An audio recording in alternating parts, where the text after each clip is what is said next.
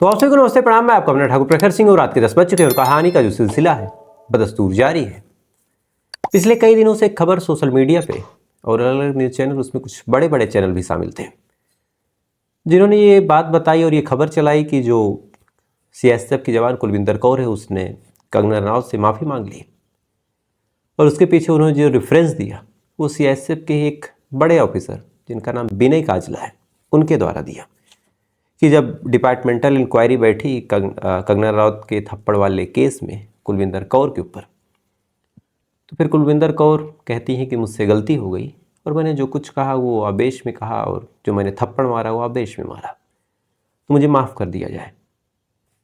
अब ये खबर जब सोशल मीडिया पे फिर से निकल के सामने आई, बड़े बड़े न्यूज़ चैनल ने भी चलाया, तो तमाम लोग हैरान, कई लोगों को मसाला भी मिला, क्योंकि ये घटना ऐसी थी जहाँ कुछ लोग इस साइड थे, कुछ लोग उस साइड थे, कुछ लोग न्यूट्रल थे। तो दोनों ही साइडों में एक तरह से हड़कंप मची। एक ने कहा कि वो झुक नहीं सकती, एक ने कहा कि उसने गलत किया था तो झुकना पड़ेगा ही।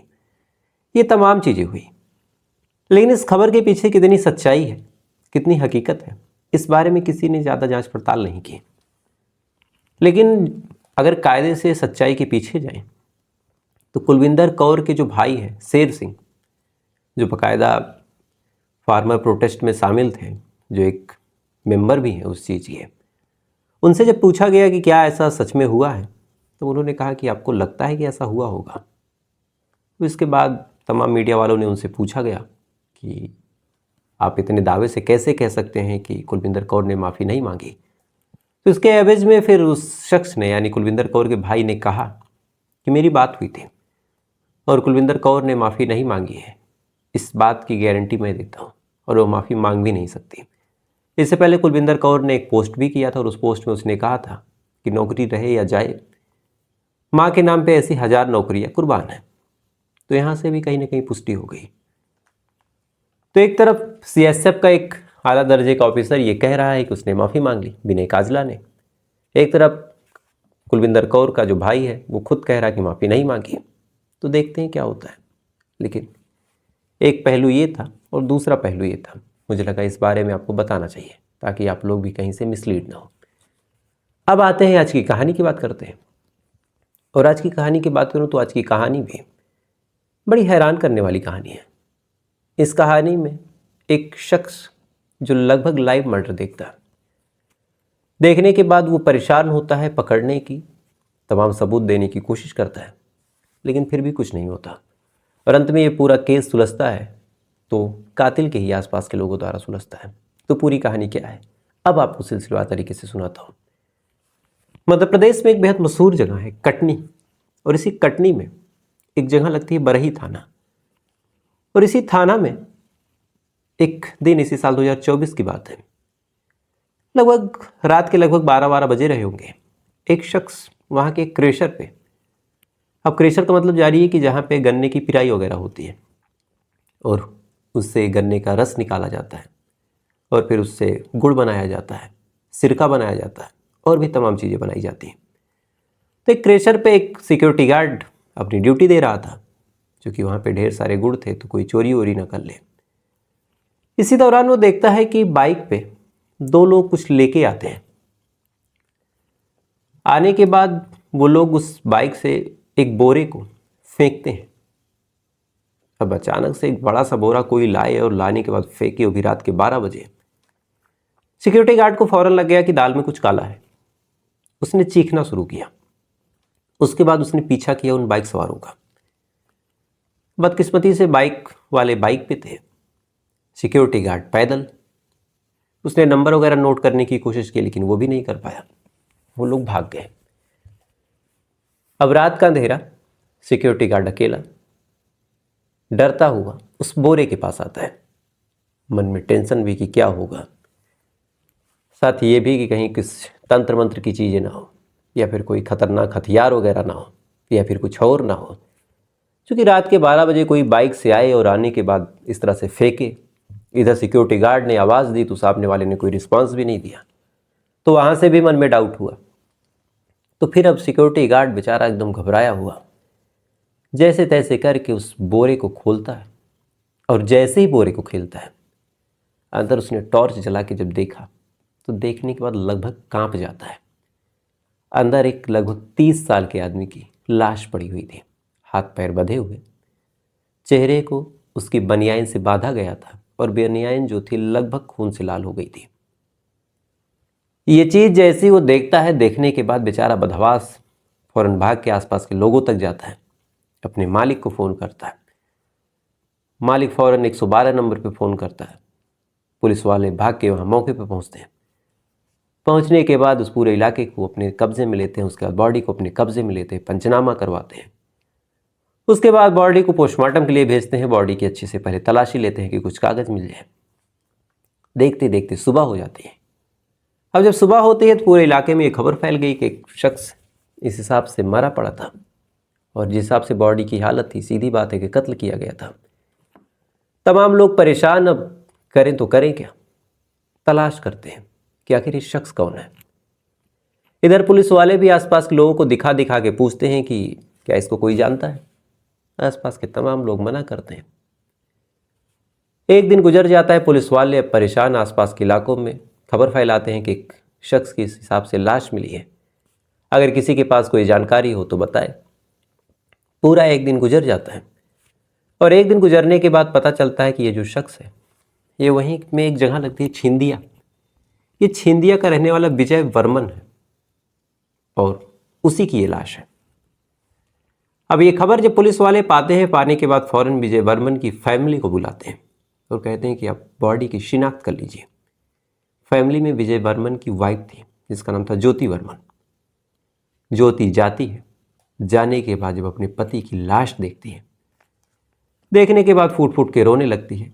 बेहद दुखी मन से कहती है कि साहब ये मेरे पति की लाश है। उसके बाद पुलिस वाले उस लाश को ज्योति के हवाले करते हैं। ज्योति लाश को लाती है, गांव वालों की मदद से उसका अंतिम संस्कार करवाती है। उसके बाद फिर अब मुकदमा दर्ज करवाती है कि मेरे पति का किसी ने खून कर दिया। पूरे इलाके में एक तरह से हड़कंप मच जाती है। पुलिस वाले भी जांच पड़ताल शुरू करते हैं, तफ्तीश शुरू करते हैं। लेकिन इत्तेफाक देखिए कि ना ही कोई सबूत, ना ही कोई सुराग। जहां ये लाश मिली वहां ना ही कोई डॉक्यूमेंट, ना कोई डिटेल, ना कोई सुराग, ना ही वहां पे कातिल ने कोई गलती की थी। इधर जो सिक्योरिटी गार्ड था जिसने तमाम चीज़ें पहली बार देखी थी, उससे पूछा गया कि कौन था, क्या आप जानते हैं या फिर गाड़ी का नंबर वगैरह। उसने भी मना कर दिया और कहा कि मेरे पास कोई जानकारी नहीं है। अब पुलिस वाले परेशान, जांच पड़ताल करना शुरू कर चुके हैं, सबूत कोई मिल नहीं रहा। उन्होंने ज्योति से पूछा कि क्या किसी से कोई दुश्मनी वगैरह। ज्योति ने कहा कि नहीं साहब, कोई दुश्मनी वगैरह नहीं थी, मेरे पति तो बड़े बढ़िया आदमी थे, उनकी किसी से क्या रंजिश रही होगी। पुलिस ने कहा कि अच्छा दिमाग पे जोर दीजिए, क्या कोई ज़मीन वगैरह को लेके विवाद वगैरह। ज्योति ने कहा कि नहीं साहब, ज़मीन वगैरह को लेके भी कोई विवाद नहीं था। उसके बाद पड़ोसियों से पूछताछ, आसपास के लोगों से पूछताछ, तमाम संबंधियों से पूछताछ कि कोई सबूत मिल जाए, कोई राज मिल जाए, लेकिन ना ही कोई जानकारी मिली, ना ही कोई क्लू मिला। पुलिस वाले अपने तरीके से जांच पड़ताल करते रहे, तफ्तीश करते रहे। वक्त धीरे धीरे निकलता रहा और जैसे जैसे वक्त निकलता जा रहा, पुलिस वाले भी अब परेशान हो रहे हैं कि हम इतनी मशक्क़त कर रहे हैं, यहाँ कुछ केस में बात आगे ही नहीं बढ़ रही। उन्होंने कहा एक काम करते हैं, चलते हैं इसकी कॉल डिटेल वगैरह निकालते हैं, यहाँ से शायद कुछ मिल जाए। पुलिस वालों ने कॉल डिटेल निकाली इस उम्मीद में कि शायद कोई डॉक्यूमेंट वहाँ से मिल जाए, कोई नंबर ऐसा संदिग्ध मिल जाए, किसी से कोई ऐसी बात, लास्ट कॉल किसकी, वो मिल जाए। पुलिस वालों ने कॉल डिटेल खंगाली इस उम्मीद में कि कुछ बात बनेगी, लेकिन किस्मत का खेल देखिए कि कॉल डिटेल में भी कुछ नहीं मिला। अब फिर परेशान, उन्होंने कहा चलो इसका लास्ट लोकेशन ही खंगाल ले।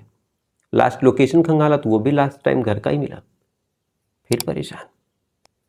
अब पुलिस वाले केस सुलझाने की तमाम कोशिशें कर रहे हैं और कुछ भी सबूत हाथ नहीं आ रहा। इधर घंटे दिन में बदले, दिन हफ्तों में बदले, जांच पड़ताल चलती रही। इसी दौरान जब पुलिस वालों से कुछ मामला बना नहीं तो उन्होंने अपना पुराना तरीका अपनाया। उन्होंने आसपास के इलाकों में खबर फैलाई और आसपास के इलाकों के लोगों को अपने भरोसे में लिया और कहा कि अगर कोई इस केस में मदद करता है तो हमारा भी उससे संबंध अच्छा होगा और हम उसकी कुछ न कुछ मदद करेंगे। अब ये लाइन जब पुलिस वालों ने फैलाई तो कई ऐसे लोग थे जिनका पुलिस से कुछ काम था, वो लोग आगे आए।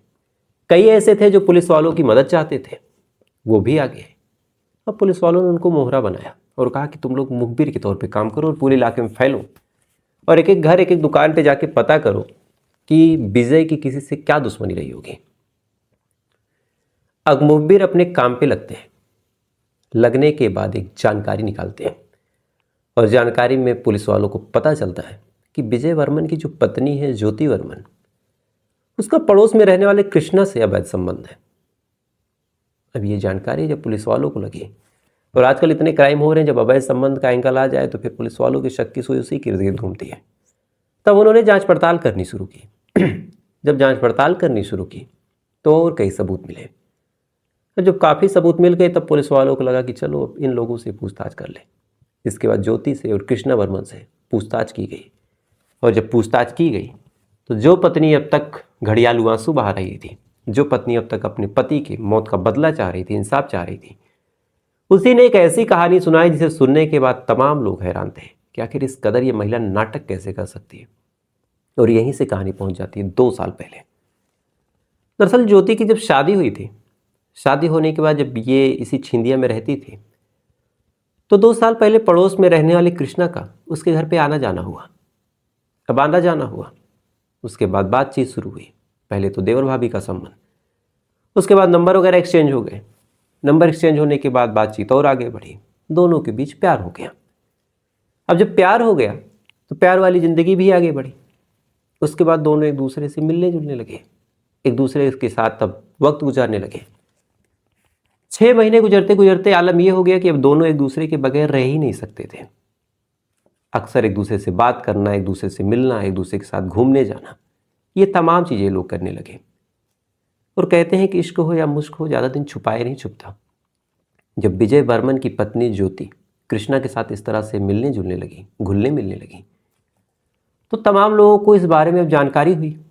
कुछ को कृष्णा ने भी बता दिया कि फलाने की पत्नी मुझसे बात करती है। कुछ लोगों ने आते जाते देख लिया। तो इसी बीच किसी ने विजय को भी बता दिया, कहा कि तुम अपने घर पे थोड़ी नज़र रखो, तुम्हारी जो पत्नी इस तरह से काम कर रही है और तुम क्या कर रहे हो।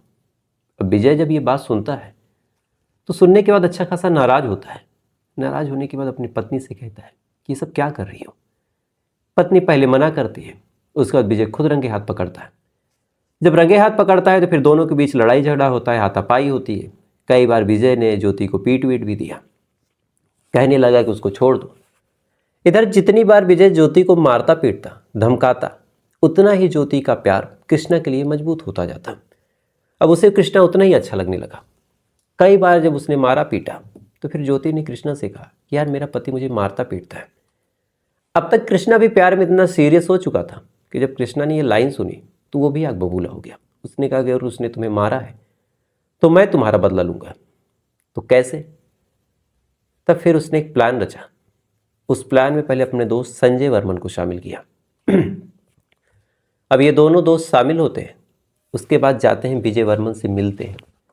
मिलने के बाद कहते हैं कि यार जो भी लड़ाई झगड़ा हुआ उसे बंद करो, आओ साथ में बैठते हैं, जाम छलकाते हैं, पुरानी बातों को भूलते हैं। इसके बाद विजय वर्मन, कृष्णा वर्मन और संजय वर्मन ये तमाम लोग बैठ के शराब पीते हैं। शराब पीने के दौरान अब इन दोनों के बीच झगड़ा फिर से शुरू, क्योंकि शराब के नशे में अब सच्चाई मुंह से निकलनी शुरू हुई। अब जब झगड़ा शुरू हो गया तो झगड़ा शुरू होने के बाद अब चूंकि विजय अकेला, संजय और कृष्णा तो दोनों लोग विजय के ऊपर हावी होते हैं, मारना पीटना शुरू करते हैं। मारने पीटने के दौरान जब देखते हैं कि पूरी तरह से काबू कर लिया है तो फिर एक खंजर निकालते हैं और विजय वर्मन की गर्दन पे वो खंजर चुभो देते हैं। वहीं पे तड़प तड़प के विजय वर्मन की मौत होती है। उसके बाद एक बोरा लाते हैं। पहले तो लाश को एक गड्ढे में दफन करते हैं, इंतजार करते हैं। अगले दिन एक बोरा लाते हैं। लाने के बाद लाश को बाहर निकालते हैं। निकालने के बाद हाथ पांव बांधते हैं। बांधने के बाद एक बनियान से चेहरे को ढकते हैं। उसके बाद उस लाश को ले जाते हैं और उसी बरही थाना में उसी क्रेशर के पास फेंक देते हैं। अब जब ये लोग फेंक रहे थे उस दौरान वहाँ का जो सिक्योरिटी गार्ड था उसने देखा तो, लेकिन उसने ठीक तरीके से पहचान और या फिर ऐसी चीज़ें जैसे गाड़ी का नंबर हो गया या फिर और तमाम डिटेल हो गई, वो तमाम चीज़ें वो देख नहीं पाता, लिहाजा वो कुछ बता नहीं पाता। यानी कत्ल का कोई चश्मदीद तो था लेकिन उसने कुछ देखा ही नहीं, न पहचान न गाड़ी का नंबर, और इसी वजह से केस इतने दिन तक उलझा रहा। खैर अब ये तीनों गिरफ्तार हो चुके हैं, जो होगा होगा, लेकिन गजब के लोग हैं। तो फिलहाल ये थी पूरी कहानी। अब आपसे कल फिर मुलाकात होगी किसी दूसरी कहानी के साथ। तब तक अच्छे रहिएगा, खुश रहिएगा, अपना ख्याल रखिएगा, अपने देश का ख्याल रखिएगा। जय हिंद, वंदे मातरम।